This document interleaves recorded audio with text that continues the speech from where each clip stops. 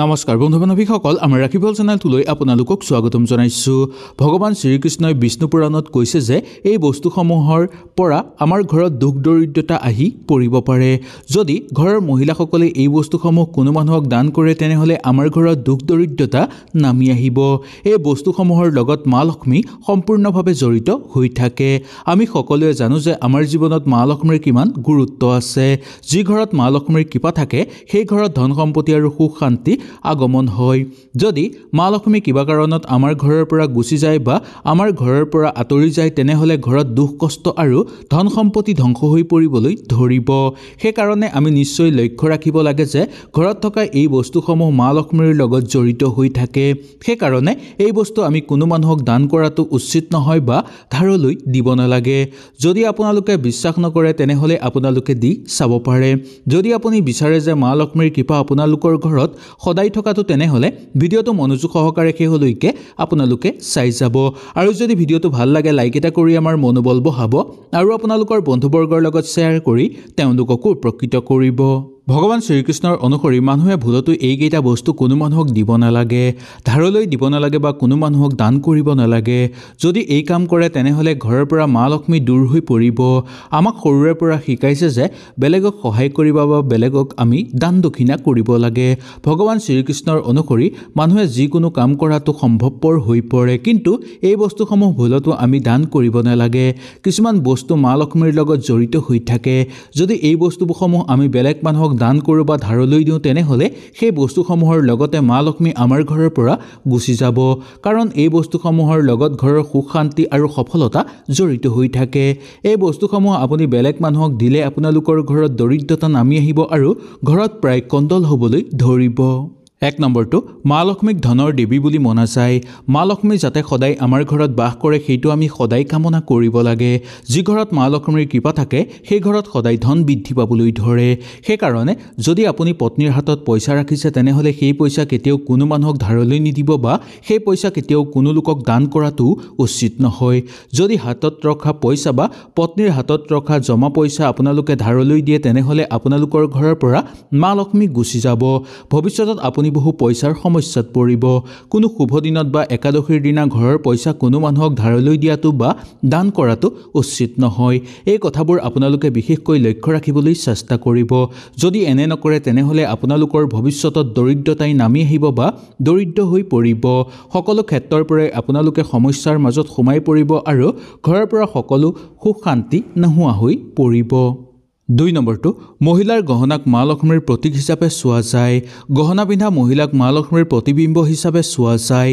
সেইকাৰণে যেতিয়া আপুনি গহনা কিনিব সেই সময়ত সেই গহনাখিনি পিন্ধাৰ আগতেই মা লক্ষ্মীৰ ওচৰত ৰাখি পূজা কৰিব আৰু তাৰ পিছতহে আপোনালোকে পৰিধান কৰিব।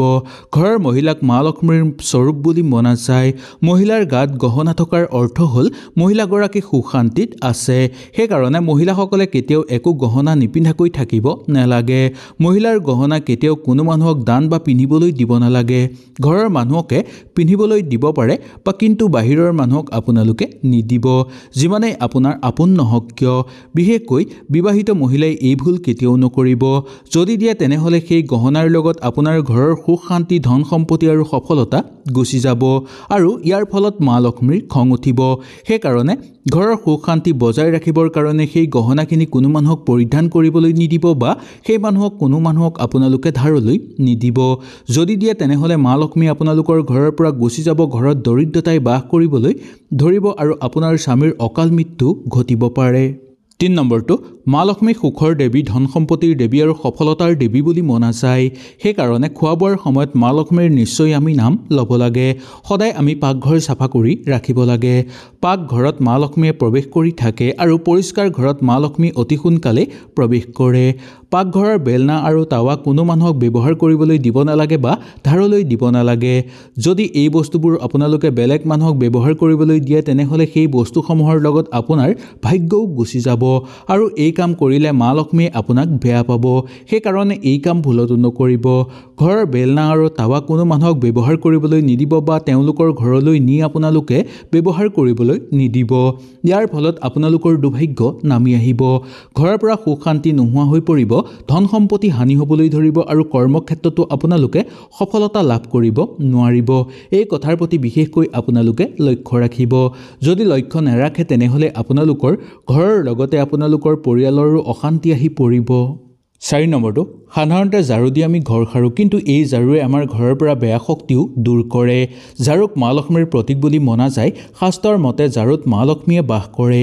সেইকাৰণে ঘৰৰ ঝাৰুডাল কেতিয়াও কোনো মানুহক ধাৰলৈ দিব নালাগে বা ব্যৱহাৰ কৰিবলৈ দিব নালাগে। কোনো মানুহক ব্যৱহাৰ কৰিবলৈ নিদিব। যদি ঘৰৰ ঝাৰুডাল বেয়া হৈছে তেনেহ'লে বোৱতী পানীত আপোনালোকে উটুৱাই দিব। কেতিয়াও বেলেগক ধাৰলৈ বা ব্যৱহাৰ কৰিবলৈ নিদিব। যদি আপোনাৰ ঘৰৰ ঝাৰুডাল বেলেগক ব্যৱহাৰ কৰিবলৈ দিয়ে তেনেহ'লে আপোনালোকৰ ঘৰৰ পৰা সুখ শান্তি নোহোৱা হৈ পৰিব। ইয়াৰ বাহিৰেও মনত ৰাখিব যে বেলেগৰ ঘৰত ঝাৰু ব্যৱহাৰ কৰি থকা ঝাৰুডাল, সেই ঝাৰুডালো আপোনালোকৰ ঘৰলৈ নানিব ব্যৱহাৰ কৰিবলৈ। যদি আপুনি ব্যৱহাৰ কৰি থকা ঝাৰুডাল আপোনালোকৰ ঘৰলৈ আনে তেনেহ'লে সেই ঝাৰুডালৰ লগত আপোনালোকৰ ঘৰলৈ বেয়া শক্তি আহি পৰিব পাৰে আৰু আপোনালোকৰ ঘৰত বেয়া শক্তি প্ৰৱেশ কৰিব, যাৰ ফলত আপোনালোকৰ ঘৰত দুখ কষ্টই নেৰা হ'ব আৰু লগতে ঘৰত বেমাৰ আজাৰ সৃষ্টি হ'বলৈ ধৰিব। ঘৰৰ পৰা সকলো ভাল শক্তি গুচি যাব আৰু মা লক্ষ্মীৰ খং উঠিব। 5 নম্বৰটো, সন্ধ্যা লগা বা বেলি মাৰ যোৱাৰ পিছত কোনো মানুহক গাখীৰ, চাউল, নাৰিকল আৰু আটা এনেধৰণৰ বস্তু দান কৰাটো উচিত নহয় বা ধাৰলৈ নিদিব। পাৰে যদি এই বগা বস্তুৱেই আপোনালোকে কোনো মানুহক নিদিব। ঘৰৰ ওচৰৰ মানুহকো আপোনালোকে ধাৰলৈ নিদিব। মনা যায় যে বগা বস্তুত সোনকালে বেয়া শক্তি আকৰ্ষিত হৈ পৰে। সেইকাৰণে সূৰ্যাস্তৰ পিছত ঘৰৰ এই বস্তুসমূহ কেতিয়াও বেলেগ মানুহক আপোনালোকে নিদিব। এই বস্তুসমূহ দান কৰিলে আপোনালোকৰ ঘৰৰ ভাল শক্তি ধ্বংস হৈ পৰিব। যদি কিবা বিশেষ কাৰণত দিব লগা হয় তেনেহ'লে আপুনি বজাৰৰ পৰা কিনি দিব। ভুলতো ঘৰত ব্যৱহাৰ কৰি থকা বস্তু আপোনালোকে নিদিব। বিশেষকৈ ৰাতি আপোনালোকে নিমখ নিদিব। যদি ৰাতি নিমখ দিয়ে তেনেহ'লে আপোনালোকৰ ঘৰত দুৰ্ভাগ্য নামি আহিব আৰু ঘৰৰ পৰা মা লক্ষ্মী গুচি যাব। 6 নম্বৰটো, বিবাহিত মহিলাসকলে নিজেই ব্যৱহাৰ কৰি থকা সেন্দুৰ কেতিয়াও কোনো মানুহক আপোনালোকে ল'বলৈ নিদিব বা কোনো মানুহক আপোনালোকে দান নকৰিব। যদি আপোনালোকৰ ঘৰত কোনো আলহী আহে তেনেহ'লেও সেই সেন্দুৰৰ টেমাটো আপোনালোকে ব্যৱহাৰ কৰিবলৈ নিদিব। যদি আপোনালোকে পাৰে বজাৰৰ পৰা বেলেগ এটা টেমা কিনি আপোনালোকে আনি ৰাখিব, কিন্তু আপোনালোকে সদায় বা দৈনিক ব্যৱহাৰ কৰি থকা টেমাটো কেতিয়াও কোনো মানুহক ব্যৱহাৰ বা কোনো মহিলাক ব্যৱহাৰ কৰিবলৈ দিয়াটো উচিত নহয়। যদি আপোনালোকে এই টেমাটো বেলেগ মহিলাক ব্যৱহাৰ কৰিবলৈ দিয়ে তেনেহ'লে মা পাৰ্বতী ক্ৰুদ্ধ হৈ পৰিব আপোনালোকৰ ওপৰত আৰু স্বামীৰ দুৰ্ভাগ্য আপোনালোকৰ নামি আহিব। ইয়াৰ পৰা বাচিবৰ কাৰণে আপোনালোকে কেতিয়াও সেই টেমাটো আপোনালোকে ব্যৱহাৰ কৰিবলৈ নিদিব। 7 নম্বৰটো, তুলসী গছ বেলেগক দান কৰাটো বহু শুভ বুলি মনা যায় শাস্ত্ৰৰ মতে, কিন্তু এই তুলসীজোপা আপোনালোকৰ ঘৰত যদি আছে বেছিকৈ কোনো মানুহে বিচাৰিলে আপোনালোকে নিজেই উঘালি দিব। কেতিয়াও কিন্তু বেলেগ মানুহে উঘালি নিবলৈ নিদিব। যদি এনে কৰে তেনেহ'লে সেই তুলসীজোপাৰ লগতে আপোনালোকৰ ঘৰৰ পৰা মা লক্ষ্মী গুচি যাব। যদি ওচৰৰ মানুহকো দৰকাৰ হয় তেনেহ'লে আপুনি নিজেই সুন্দৰভাৱে উঘালি দিব, কিন্তু বেলেগক উঘালি নিবলৈ কেতিয়াও নিদিব। ইয়াৰ ফলত মা লক্ষ্মী গুচি যাব, যাৰ ফলত আপোনালোকৰ ঘৰত দুখ দৰিদ্ৰতাই আৱৰি ধৰিব। সকলো ফালৰ পৰা আপোনালোকৰ দুখ কষ্ট আহি পৰিব আৰু কৰ্মক্ষেত্ৰতো বিফলতা নামি আহিব। হয়তো এই ভিডিঅ'টোৰ যোগেদি আপোনালোকে সুন্দৰভাৱে বুজি পালে। যদি কিবা অসুবিধা পালে নিশ্চয় মোক তলত কমেণ্ট কৰি জনাব। তেনেহ'লে আজিলৈ আপোনালোকৰ ওচৰৰ পৰা বিদায় লৈছোঁ। কালিলৈ পুনৰ আপোনালোকক লগ পোৱাৰ প্ৰতিশ্ৰুতিৰে আজিলৈ নমস্কাৰ।